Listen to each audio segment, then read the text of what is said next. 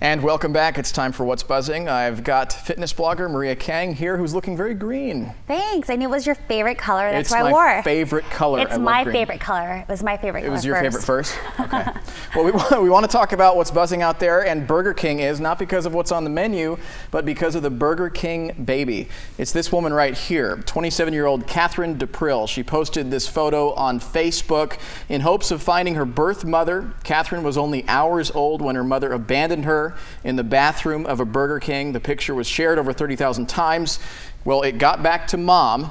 By the way, she's a mom herself. The two met for the first time Monday, and Catherine says, quote, her mother was extremely upset that she had to leave her, and it wasn't what she wanted, but she felt she had no other means. She was only 17 years old at the time, and the mom has asked for forgiveness and has asked to not be identified. I love this. It's a happy ending. I got chills reading this story. I think this is just an example of the power of social media.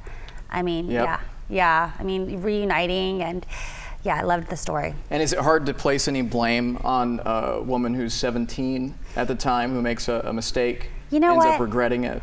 Oh, yeah. You know, I read that story. I read the details of that story, and she was 17, and it turns out she was traveling abroad and she was raped. And she gave up. She ended up having the baby. She kept it away from her parents, and she gave birth, obviously, and she wanted to make sure the baby was safe. And I mean, obviously, there's tons of things that could happen to this child, but she decided to leave it at a Burger King. So I'm happy that this is a happy ending. There's always so many different cases of what could happen. Well, and Jeff, in those days, they didn't have that safe haven law, so she couldn't leave it at a fire station or a hospital or something like that. She was afraid of, she was afraid of all the questions, or would she get in trouble, and she chose the fast food restaurant bathroom, figuring a lot of people will go in there. The baby will be found. And really, the daughter could have gone her whole life without knowing her mom had it not been for social media. So don't you guys think that, Jeff? Yeah, the power of social media.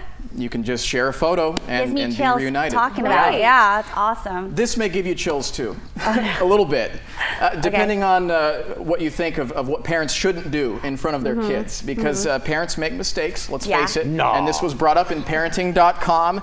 And some of the things that parents should not do, they list, is spending too much time on your iPad unless you want your kids to do the same thing. Losing your temper. Children tend to believe any bad things that happen to them are their fault, and even just you reacting to your favorite team losing might affect them in such a way. And joking about your kid's teacher or school, this may cause them to lose respect for school altogether. Yeah, I think this is a very good list. I think for any parent, you always want to be who you want your child to become. So, I mean, if you're on your iPad all day and you're cursing and you're cursing the parents, their teachers, I mean, you don't want your child to be disrespectful and, sitting on their butt all day. So I think this is a great list. Well, my favorite one was you shouldn't talk bad about a friend or relative, because sometimes the kid will say it the next time they see them. Happens all the time. My daddy says you're fat. Not good. Not good. What? We want to talk about things that we do occasionally that are just as bad as smoking.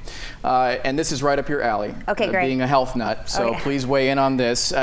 Healthy Living has a list. Sitting all day is, of course, bad for us. Eating too much meat and cheese, just as bad as smoking. Cooking with natural gas, cooking with the wrong oils, tanning indoors, and not getting enough sleep. We hear that all the time about not getting enough sleep. Yes. But it's just so hard for some of us to do it. Oh, yeah. Especially when we're working odd hours. Sure. Sleep is so important, and I've talked about this in the past. I mean, if you're not having enough sleep, you're building that cortisol, which builds belly fat, and I've actually gotten a little bit heavier from lack of sleep. So I've made it an effort to sleep at least 7 to 8 hours, like turn off the computer, having a nighttime routine, and getting that sleep in. And I love this list, even like the oils. I didn't even know. I didn't know that either. Isn't that ridiculous? I didn't realize, like, olive oil. Everyone out there, olive oil. You cannot cook at high temperatures with olive oil. You can with avocado oil. So you gotta be careful.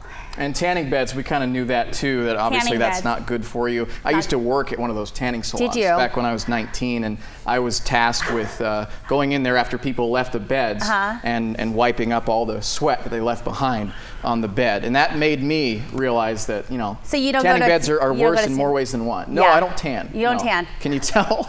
But now we know what your dream job was. Oh, yeah. That was a great job. I miss it a lot. Maria, thank you so much. Thanks for having me. Again. Yeah.